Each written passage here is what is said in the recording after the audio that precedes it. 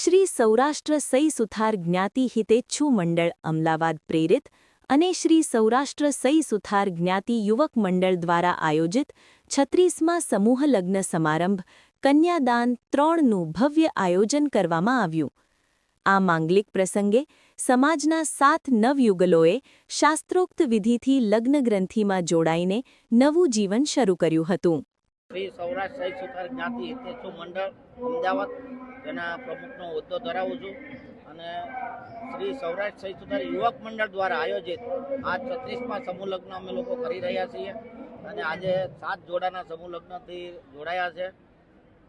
આજે ઘણા બહાર ગામથી મહાનુભાવો આવ્યા છે, ઘણા દાતાઓએ અહીંયા ભેટ આપી છે, સારી મોટી ભેટો આપી છે અને ખૂબ કર્યાવર થયો છે અને આ લગ્ન અમે બહુ કાળજીપૂર્વક અને બહુ ઝીણવટપૂર્વક કોઈ તકલીફ ના પડે એ રીતે અમે આ કાર્યક્રમનું આયોજન કર્યું છે અને બહુ કાળજીપૂર્વક અમે આ કાર્યમાં અમે કાળજી રાખી છે।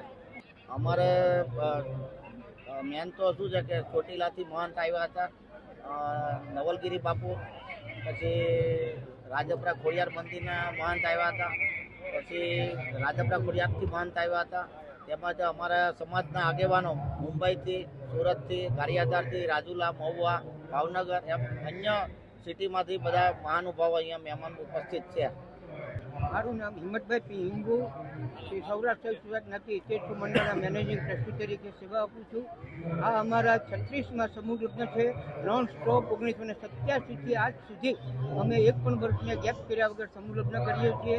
આ વર્ષે 7 કન્યાઓના લગ્ન ઉઠવાયા છે અને અમે સમગ્ર સમાજને આવું સારું આયોજન આપ્યા પછી અમે એક એવી આગ્રહ રાખીએ છીએ કે વધુમાં વધુ છોકરાઓ, વધુમાં વધુ દીકરીઓના મા બાપ આ સમૂહ લગ્નનો લાભ લે। આવું સરસ આયોજન કે જે વ્યક્તિગત રીતે કોઈ મા બાપ આવું આયોજન ન કરી શકે એવું સંસ્થા પૂરું પાડે છે, આનો લાભ વધુમાં વધુ સંસ્થાના સભ્યો લે એવું અમારો આગ્રહ ભરી એમને વિનંતી છે।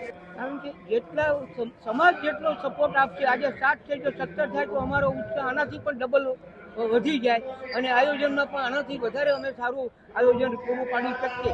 સમાજ કેટલો આમાં ઇન્ટરેસ્ટ થાય છે, સમાજ કેટલો અમને સપોર્ટ આપે છે એના પર આખો કાર્યકરોનો ઉત્સાહ એ આધારિત છે।